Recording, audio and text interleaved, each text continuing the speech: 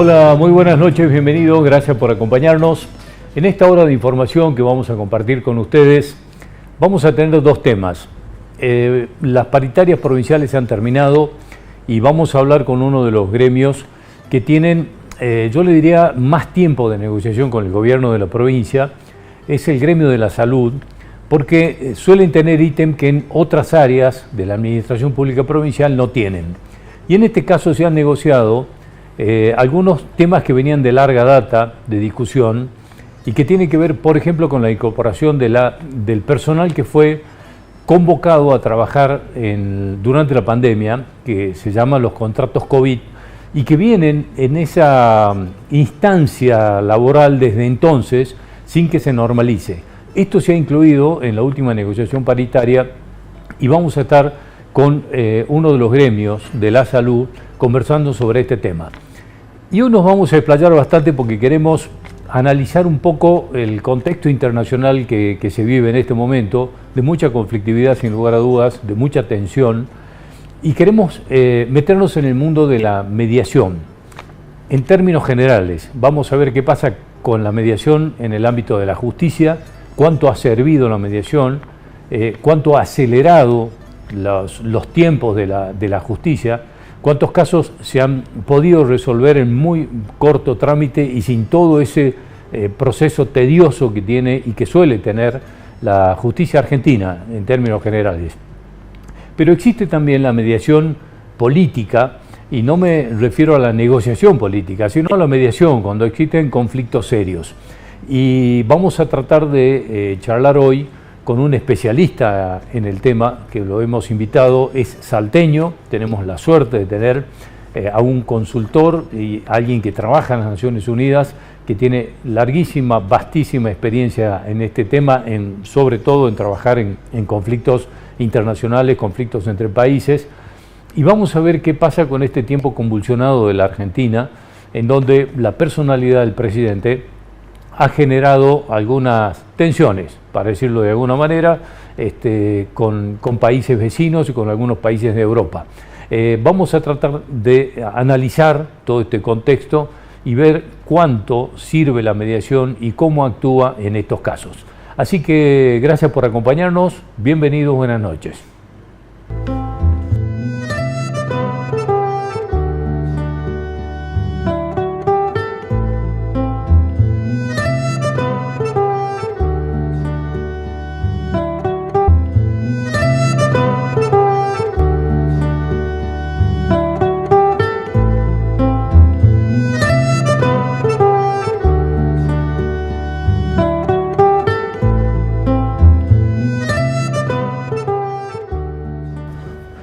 Bueno, hemos invitado hoy al doctor Francisco Díez. Él es mediador y consultor internacional. Su especialidad es la mediación. Ha trabajado y lo han consultado mucho en Salta cuando se han instrumentado los sistemas de mediación en la justicia, pero tiene una vasta experiencia internacional, ha trabajado en muchas fundaciones, trabaja actualmente con las Naciones Unidas, y queríamos hablar con él de la mediación en distintos aspectos, en distintos tramos que tienen las negociaciones para acercar posiciones en momentos de tensión, y cuánto esto ha resuelto temas, qué niveles de efectividad tiene y cómo podemos ir proyectando esto en las conductas cotidianas, cuánto todo esto se puede bajar a las conductas cotidianas en nuestras relaciones. Así que, Francisco, te agradezco muchísimo haber venido, el gusto enorme de tenerte aquí. Al contrario, un placer para mí, encantado de estar acá contigo y de poder hablar de estos temas. Bueno, vamos a empezar por el ámbito de la justicia, que es donde en principio se habló bastante. Has trabajado bastante cuando se instrumentó en Salta, ¿no es cierto? Bueno, yo comencé con la mediación en la Argentina. Yo vivía en Buenos Aires, vos sabés, y fui del grupo de los primeros 10 mediadores que hubo en el país en la época en que era ministro de Justicia Lañán, un proyecto piloto que estuvo liderado por Gladys Álvarez y Elena Hayton allá por el año 1992. Entonces comenzamos 10 profesionales a hacer mediación que nos derivaban 10 juzgados de la capital federal. 7 civiles y comerciales y 3 de familia. Luego eso se amplió a 20 y yo estuve 5 años en ese proyecto, haciendo mediaciones de divorcio, mediaciones civiles, mediaciones comerciales. Nosotros, esa experiencia se tomó como base en el 95 para el dictado de la primera ley nacional de mediación, que se implementó en la ciudad de Buenos Aires, que hizo la mediación prejudicial obligatoria. Bueno, en este caso, digamos, todo indica que esto ha resultado exitoso. Sí, como yo siempre llevé Salta en mi corazón, en el 97-98 vine a ofrecer capacitación a Salta. Hicimos las primeras capacitaciones en el Colegio de Abogados y desde entonces se empezaron a formar mediadores en Salta. El sistema fue planteado como un sistema para acelerar las causas que en la justicia estaban durmiendo durante años. ¿Sí? Eso pasó más o menos, porque al ser mediación prejudicial, ¿no es cierto?, lo que pasó es que funcionó como un filtro para que no lleguen al sistema judicial una enorme cantidad de causas, pero también como una puerta para que entren a un sistema de resolución causas que nunca hubieran llegado a la justicia y que la gente nunca hubiera tenido una forma de resolverlos legalmente. Entonces, por eso es que al cabo de unos años, Elena Hayton en la Corte de Justicia creó el sistema de acceso a justicia, y por eso es que muchas veces la mediación se pone bajo el paraguas de acceso a justicia, porque es una puerta por la cual se pueden tramitar conflictividades que jamás serían atendidas por el sistema judicial. Entonces son las dos cosas. Bueno, y en este caso, digamos, ¿qué resultados después de todo esto, digamos, de aquellos inicios hasta aquí? Bueno, mira, hay un indicador clarísimo, ¿no? En el 95, cuando se aprobó la ley en Capital, fue por un año. La Cámara Civil de la Capital aprobó la implementación de la ley por un voto y porque era transitoria por un año. Los colegios de abogados se opusieron a la ley. Luego de ese año de implementación, diciendo que le sacaba trabajo a los abogados, que eso no era un procedimiento que estuviera arreglado. Yo personalmente, como miembro del Centro Piloto, fui a hablar a los colegios de abogados de casi todo el país, tratando de mostrar que la mediación es simplemente un instrumento adicional que sirve para abrir una nueva oportunidad a la gente que tiene un conflicto y que por ahí en el sistema judicial no se anima, o es muy largo, o es muy caro, ¿no es cierto? Y entonces no se puede tramitar judicialmente. Bueno, al año siguiente, los colegios de abogados mandaron una nota al Congreso pidiendo por favor que se prorrogue la ley de mediación, y la Cámara Civil por unanimidad apoyó la prórroga del sistema, y desde entonces sigue. Y se fue extendiendo a distintos lugares en la provincia. Acá hubo una ley de mediación temprana. Varios de los mediadores que yo formé en aquella época, en los 90, impulsaron esos proyectos de ley, pero no se reglamentaba. Hasta que se reglamentó en el gobierno de Urtubey, y Salta se transformó en un ícono de la mediación como política pública. Porque no solamente se estableció la prejudicial, sino que se estableció la mediación comunitaria, ¿no? Que es una mediación apoyada por las intendencias de la capital, de las ciudades de la provincia, que ya lleva más de 115.000 casos resueltos, a un 60% de resolución, ¿no? Sí, claro. Entonces, ahí la mediación comunitaria... Sí, todo eso no llegó a los juzgados, que hubiera llegado, digamos, abultando enormemente, el abultado ya... Claro, o se le hubiera negado la posibilidad de resolver el conflicto a la gente porque a la justicia no llegaba. Sí, claro. Sí, ¿no? Sí. A partir de esto, digamos, y con aquello primero de que los abogados se oponían, resulta que hoy, digamos, hay...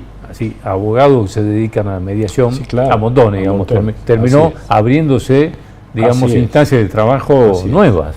Yo te diré que yo hace muchos años que no hago mediación prejudicial. Sé que se ha deteriorado un poco el proceso a veces, ¿no? Que eso no, que las autoridades de control no han sido suficientemente rígidas para que la mediación sea de calidad, ¿no? Y también es cierto que los honorarios de los mediadores en los procesos son muy bajos y entonces a pura pasión es difícil sostenerla. ¿No? Sí, sí, claro. Así es. Así es. Bueno, y en este caso, Sí. sí, no, termíname, por favor. No, nada. Así todo, del 95 hasta ahora lleva casi 30 años.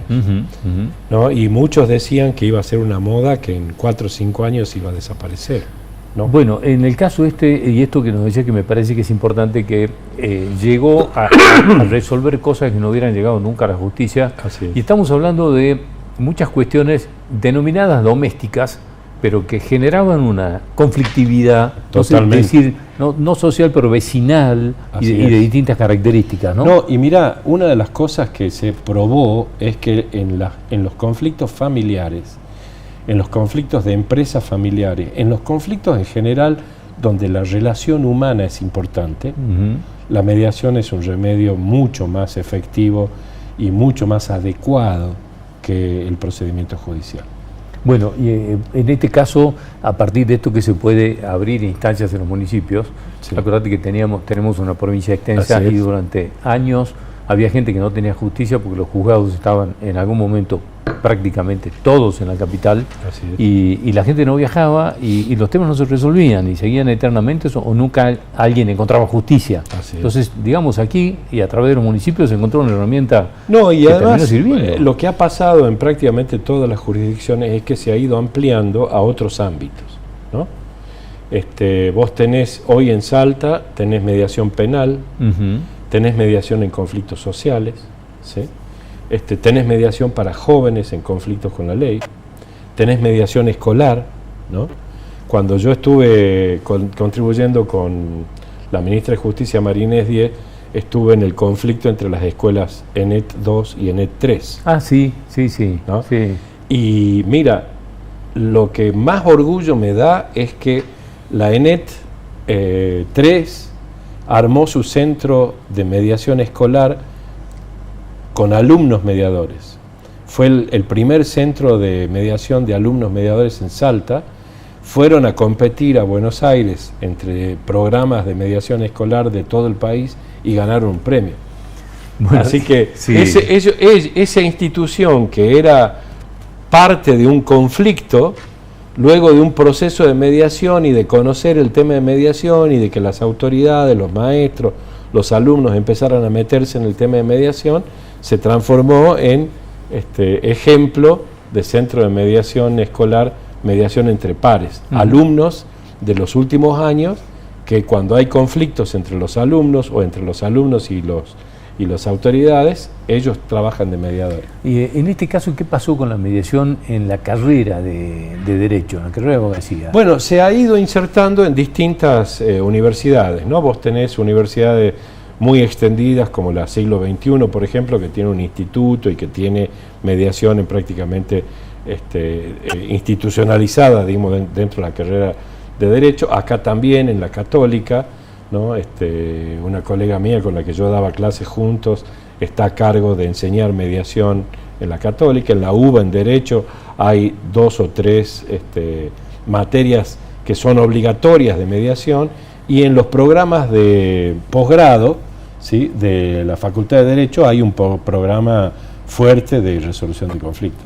Bueno, después yo te voy a más o menos plantear, hoy vamos a charlar de esto en 2 bloques porque quiero ir llevando esto al ámbito de la negociación política, a las tensiones. Tenés una vasta experiencia internacional, si puedo decir. Sí. Estás trabajando en las Naciones Unidas, has trabajado un tiempo en la Fundación Jimmy Carter también. Sí, 10 años. Y esto te ha llevado, digamos, a distintos conflictos, distintas características a lo largo del mundo. Así es. Entonces, bueno, nos gustaría que recorramos un poco todo esto para ver cómo se extiende el tema de la mediación desde lo más chico que decíamos hace un rato, desde temas, no sé, vecinales, familiares, hasta los conflictos internacionales. Mira, yo siempre digo que hay como es como si fueran bloques que se van superponiendo, ¿no? Vos tenés la negociación colaborativa, es el corazón de los procesos de transformación de conflictos. La negociación colaborativa, no la competitiva, ¿no? Sí. Sino la negociación colaborativa que se conoce como el win-win, ¿viste? ¿No? Como el ganar-ganar, la negociación ganar-ganar. Ese es el corazón. De ahí viene la mediación, en donde ya hay un tercero. Después tenés facilitación, en donde hay diálogos, que hay un tercero que facilita el diálogo entre una multitud de partes. Y finalmente tenés los procesos de construcción de paz, que son procesos multifoco y multinivel, ¿no? En donde la situación es mucho más compleja y el trabajo tiene otra naturaleza. Yo fui pasando por esos estadios, digamos, ¿no?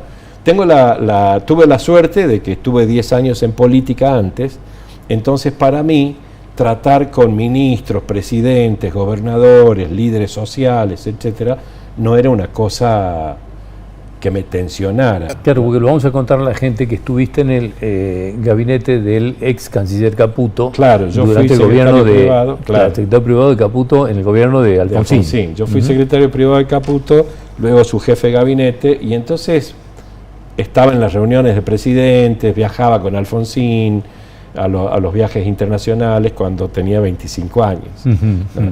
Y entonces, claro,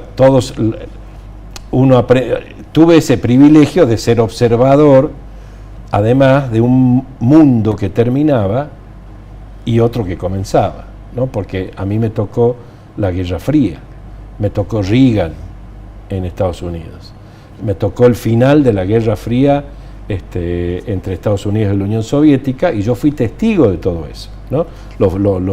Estuve muy cerca. Bueno, eso lo dejamos. Conocí a Gorbachev, estuve con Alfonsín cuando estuvo con Reagan, con Fidel Castro, con Alfonsín. Claro, te tocó estar muy cerca de la perestroika, que en definitiva, digamos, terminó dando un giro enorme en el mundo entero. Al mundo, exactamente. Al mundo.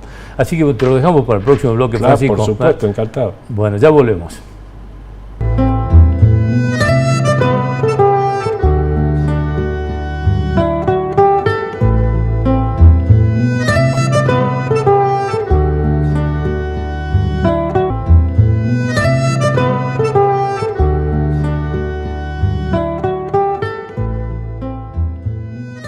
Bueno, seguimos esta charla con el doctor Francisco Díez. Él es consultor y mediador internacional y nos ha planteado un panorama un poco de la relación de la mediación con la justicia, y me quiero meter y conocer un poco todo lo que es su experiencia internacional en el tema de la mediación, en el tema de la mediación política, y lo voy a llevar a un terreno que me gusta porque lo hablamos en alguna otra oportunidad, que es el tema de qué pasa en las relaciones personales, qué pasa con las relaciones personales en las mediaciones.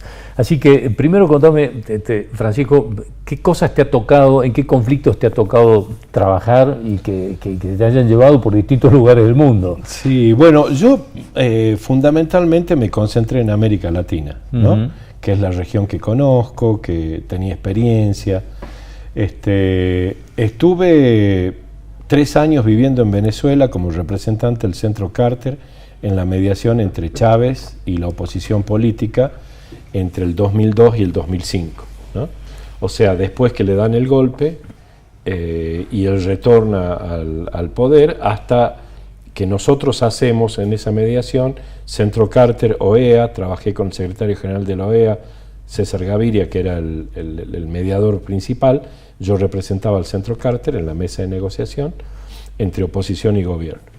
Esa fue como la primera experiencia muy fuerte, digamos, de mediación a nivel de presidente. Después estuve un tiempo trabajando con Naciones Unidas, haciendo cosas en la región.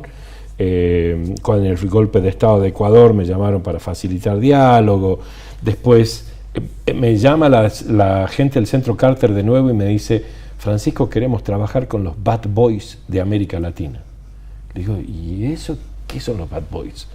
Y me dice: Evo Morales en Bolivia, Hugo Chávez en Venezuela, Rafael Correa en Ecuador y Daniel Ortega en Nicaragua. Sí, eso es lo que quiero. Bueno, y estuve allí trabajando esos años, monté un programa en Bolivia del Centro Carter con un colega mío de Buenos Aires. Trabajamos ahí, fui con Jimmy Carter a visitar a Evo Morales. Todas las organizaciones estadounidenses fueron echadas de Bolivia por Evo Morales, menos la Fundación Carter y el programa que nosotros hicimos, y bueno, fuimos ahí haciendo algunas cosas interesantes. Pero lo más fuerte para mí, lo que me absorbió, fue el conflicto entre Ecuador y Colombia. Yo lo vi venir y entonces armamos un grupo binacional de diálogo con ciudadanos de Ecuador y ciudadanos de Colombia, y cuando comenzamos a trabajar con ese grupo, después de la primera reunión, rompieron relaciones Ecuador y Colombia, y tuve que hacer la mediación entre Rafael Correa y Álvaro Uribe, dos personas de un carácter que ni te cuento, ¿no? Sí. Muy, muy fuertes ambos, y la verdad que fue uno de los trabajos más tensionantes e intensos que hice como mediador, pero muy satisfactorio porque llegamos ayudamos a que retomen relaciones a nivel de encargados de negocios, y cuando Santos gana la presidencia en Colombia, esa relación, yo facilito para que esa relación mejore, y tienen las mejores relaciones Correa de izquierda, Santos oligarca de derecha, digamos. Tienen las mejores relaciones que jamás hubo entre Ecuador y Colombia. Bueno, pero aquí, déjame que aquí te quiero llevar al terreno, claro, de las relaciones personales. Ajá. En el mundo de las mediaciones, porque aquí hay una anécdota que ya me la contaste en otra oportunidad, que es que en algún momento de estas negociaciones tensas entre Ecuador y Colombia, apareció un tema personal, como para acercar personas. Y aquí te quiero preguntar, ¿cómo juegan esto, como vos decías, las personalidades, digamos, porque muchas veces uno supone que en un conflicto de esas características todo es diplomático, todo tiene que ver con los intereses, y cuando hablabas recién y hablabas de la personalidad de cada uno, ¿cuánto juega todo esto en la posibilidad de la resolución de un conflicto? Es crucial. Uh-huh. Es lo más importante de todo. Mira, yo aprendí trabajando en esos contextos tan diferentes que lo esencial son las personas. El conflicto lo crean las personas, lo sostienen las personas, y solo lo pueden resolver las personas. Entonces uno tiene que trabajar con esas personas, entender cómo funciona su mundo, cómo está mirando la realidad, y lo que uno puede ayudar a cambiar es precisamente eso, cómo la persona está mirando la realidad. Porque como tú miras la realidad, actúas. Uh-huh, uh-huh.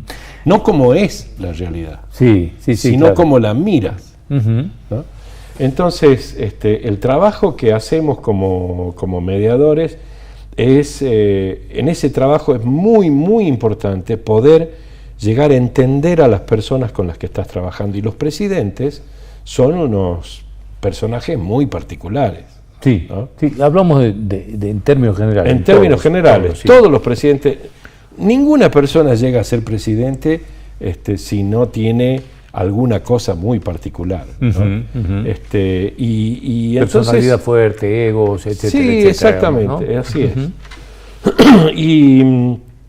Y bueno, cuando uno trabaja con ellos, como un tercero en un conflicto, ¿no? Hay que encontrar la manera por la cual ellos pueden hacer ese cambio, ¿no? Ahora, los políticos tienen una ventaja.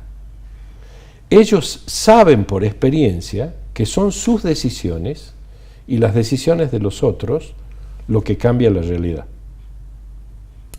Lo tienen asumido.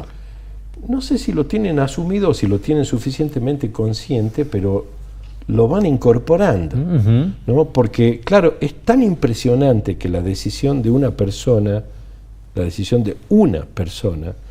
impacte en la vida de cientos de miles de los habitantes, uh-huh, es tan impresionante, uh-huh, que bueno, eso también es un peso para los políticos. Y que eso pueda depender de un estado de ánimo, de un mal día o alguna cosa de esta, ¿no? Que esto es lo... Yo siempre digo a mis alumnos, en la mediación entre los presidentes de Colombia y Uruguay, yo utilicé técnicas de divorcio.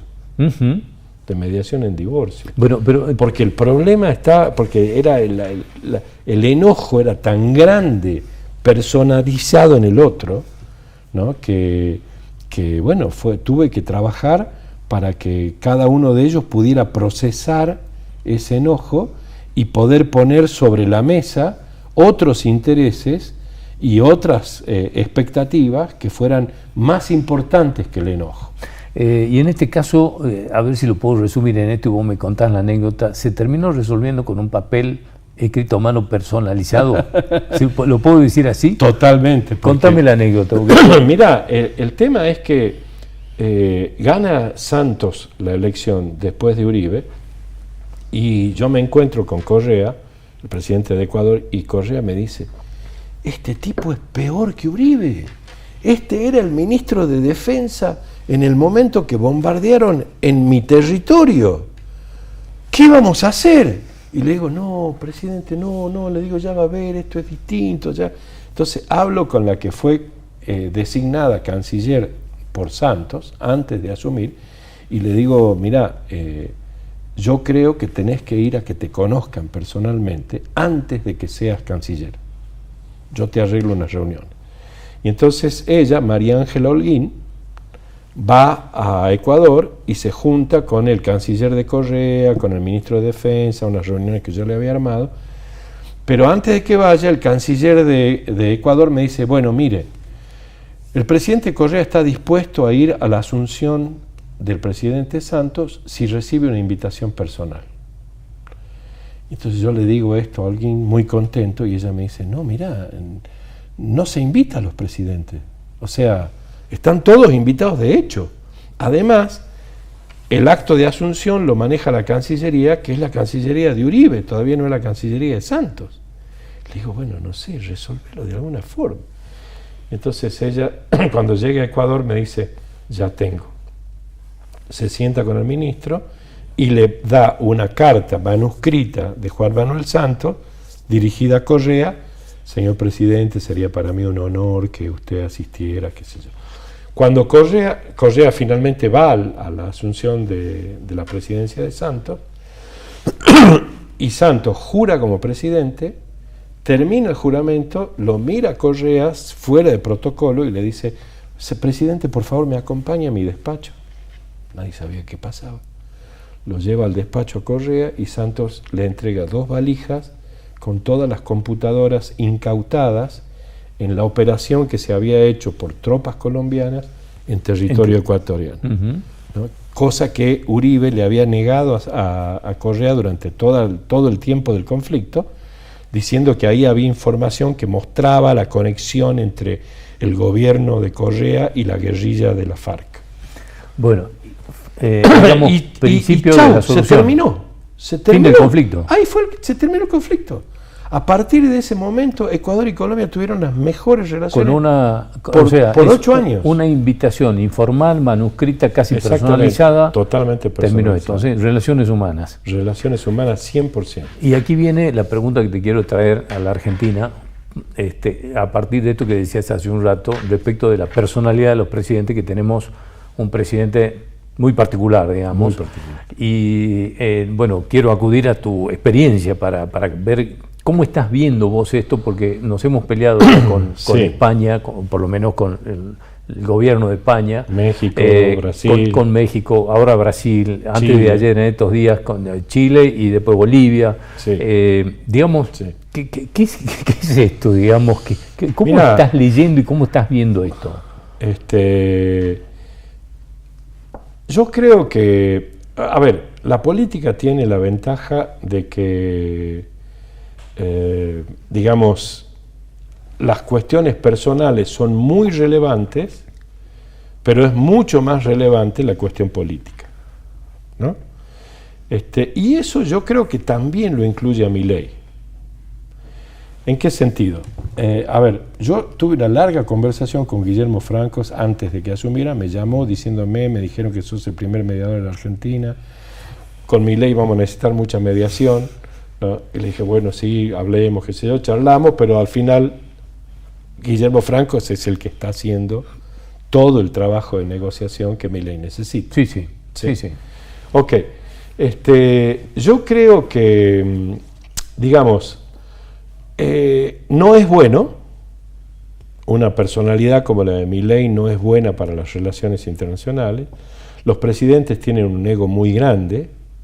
Una vez que se sienten ofendidos personalmente, después es difícil volver de ahí, y eso puede generar conflictos políticos que afecten al país, ¿no?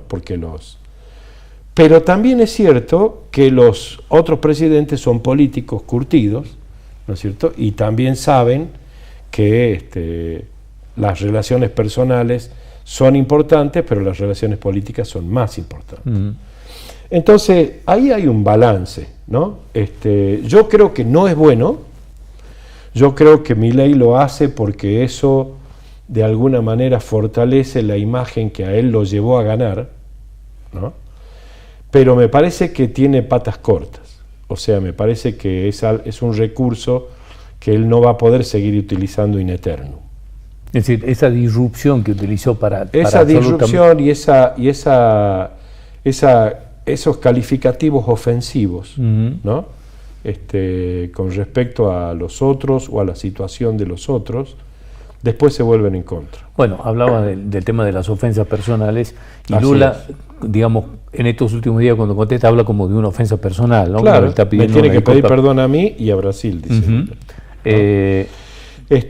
A ver, vos debés haber escuchado ese comentario de Mujica refiriéndose a Cristina Kirchner diciendo, ¡ay, esta loca es peor que el tuerto! Sí, ¿no? sí, claro, sí. Bueno, todos los presidentes tienen esas cosas personales. Cuando se juntan es una coreografía de egos. Había un amigo mío que hacía las cumbres de la OEA, ¿no? Y le digo, pero ¿cuál es tu trabajo?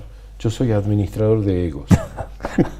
Me la paso viendo cómo manejo el tema de que si yo me siento acá, que si el otro me saluda, que si yo llego más tarde, que si el otro tiene tal lugar, ¿no? Esas cosas son cosas de los presidentes, que yo las he visto, y para muchos de ellos, estas cosas personales son vitales, ¿no? Francisco, te agradezco enormemente. No, me he quedado sin tiempo, lamentablemente seguiría charlando. No, un placer. In eternum, como dijiste hace rato, pero bueno, te agradezco mucho porque nos ayudas a entender un poco todo este mundo de tensión y conflictividad, que nos ayuda a pensar que en algún momento se pueden encontrar algunos puntos que bajen, ¿no? La tensión importante un poco. Es meter energía positiva. Eso es lo que hay que hacer. Gracias por venir, Francisco. Al contrario.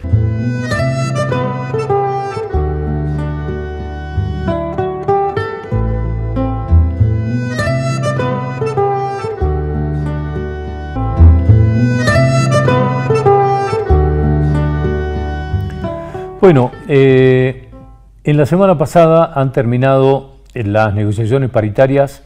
Los gremios estatales en general han acordado con el gobierno aumentos que van a ir desde julio hasta septiembre, en principio con un 33%. El sector docente se puso de acuerdo con el gobierno se va a hacer cargo hasta ahora y hasta tanto la nación resuelva o restituir o no el incentivo docente. El gobierno de la provincia ha tomado la decisión de pagarlo, por lo tanto se descomprime un conflicto que venía de larga data y que estaba afectando real y verdaderamente los salarios de los docentes.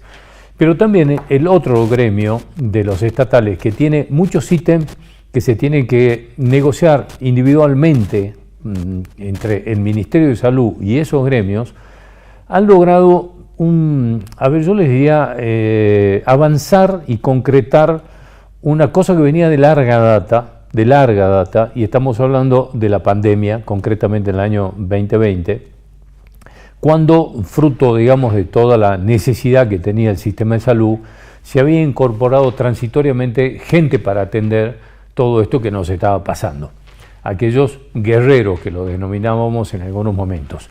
Bueno, terminada la pandemia, cuando bajó todo lo que fue ese momento angustiante generado por la pandemia y por el COVID, esta gente quedó trabajando en yo le diría en una instancia y en un lugar en el que no terminaban de estar trabajando ni en la absoluta formalidad, tampoco en la absoluta informalidad.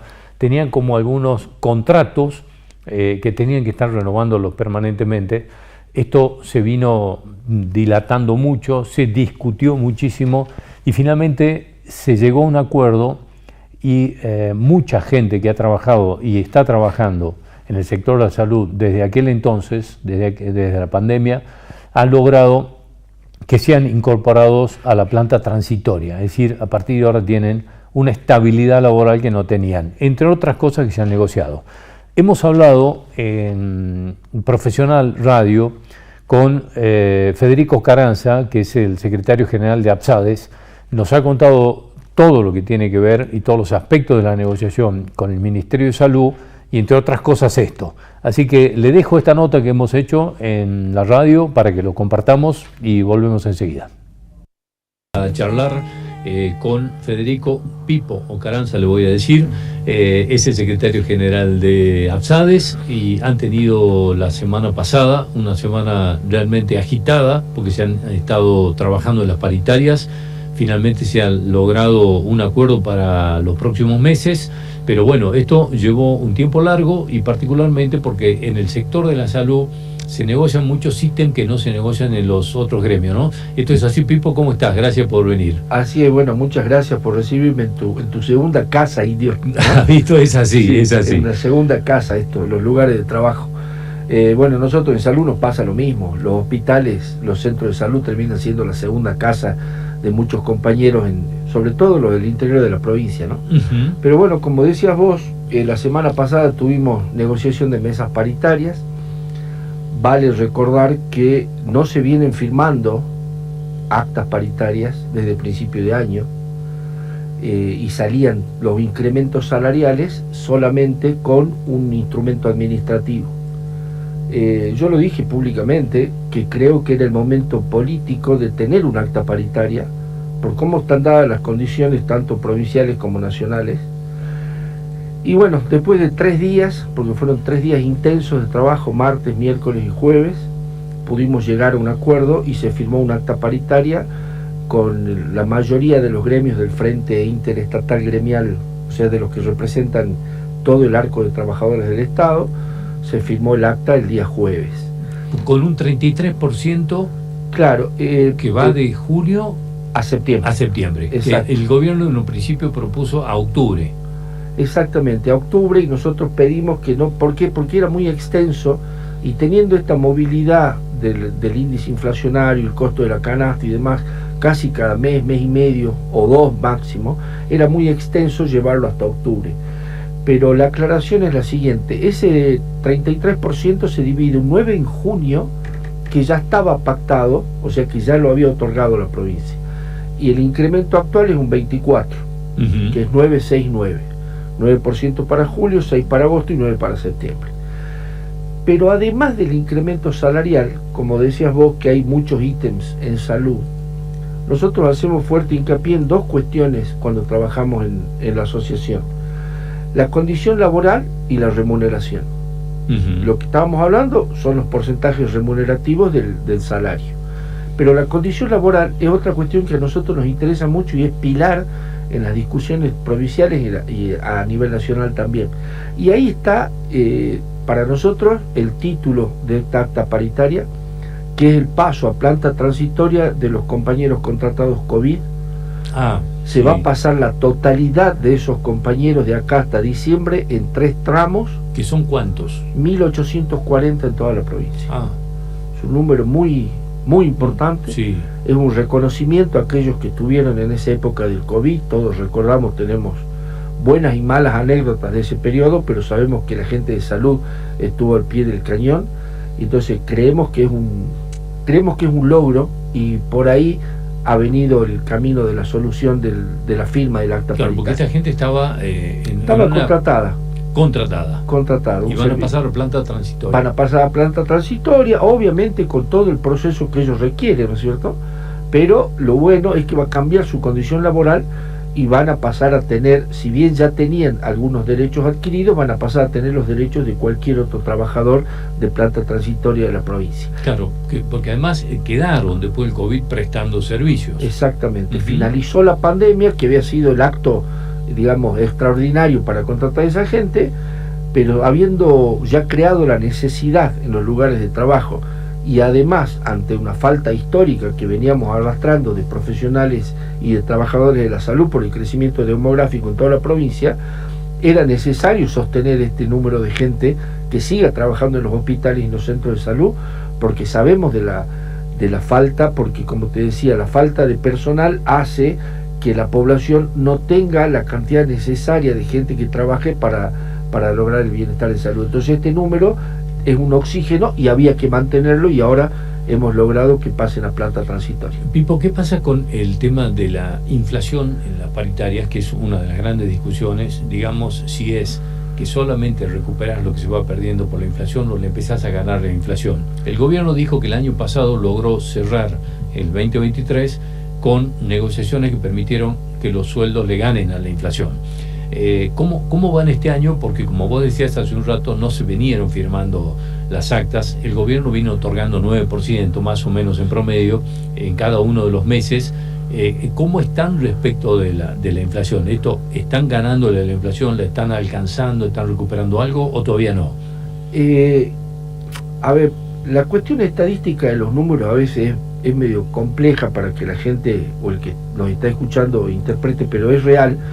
El costo de la canasta básica familiar es muy fluctuante, siempre en crecimiento desde el principio de año. Entonces, para tener en cuenta eso, nosotros venimos con un promedio de un 6, un 9% de incremento desde enero a hoy y ha fluctuado entre el 11, el 12, el 4, el 5% la inflación. O sea que podríamos decir que estamos tal vez 1 o 2 puntos por encima de la inflación. Eso no significa que el ingreso del trabajador de salud le permita no solo ganarle a la inflación, sino tener capacidad de ahorro, por ejemplo. Sí, claro, sí. Pero si hablamos del ingreso como para la canasta básica, estaríamos dentro de los límites normales. Ahora, el año pasado sí fue una paritaria que cerró con un 212% del 2023, y realmente ahí sí se sintió el impacto económico. Pero no nos olvidemos que a principio de año, ya con el DNU nacional, la provincia sufrió un recorte que hoy debe superar aproximadamente los 220 millones de pesos.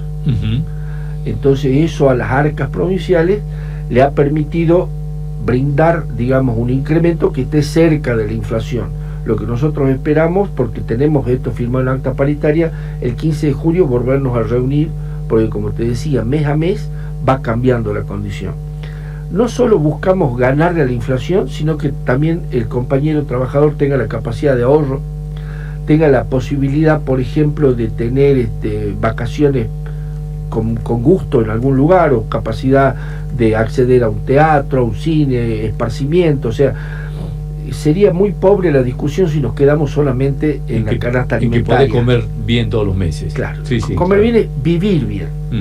Y a eso, como te decía, va aparejado la condición laboral, que para nosotros es el mejor punto del acta paritaria, que es el cambio de condición laboral de 1.840 compañeros trabajadores. Sí, además te da certeza, digamos, te da un poco más de tranquilidad, ¿no? Exactamente, y aparte eso ya está planteado en actas, se va a hacer en forma bimestral y vamos a tener el 100% ya para fin de año. Bueno, a partir de ahora, digamos, y de esta negociación que llega hasta el mes de septiembre, ¿qué tipo de cálculo se hace de la inflación? Porque los dos últimos, decías vos, han rondado el 5, el 4,2, en la última, vamos a ver qué pasa con junio, y el gobierno ha estado cerrando en 9. Esa diferencia que hay de un 5, pongamos de promedio de inflación, al 9, ese 4% ya es recuperación salarial, o alcanza para esto que vos decías, que es alcanzar la canasta básica.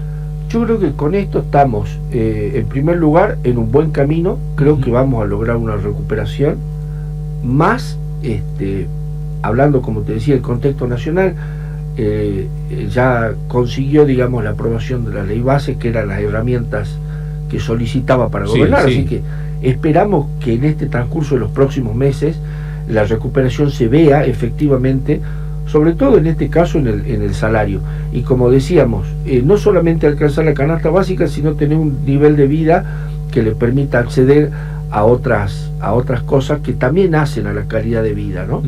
Pero ahí... Bueno, esta es la entrevista que me parece pinta un poco todo lo que va sucediendo en las negociaciones salariales, que han tenido dos impactos fuertes, como les decía hace un rato nada más en la presentación de esta nota.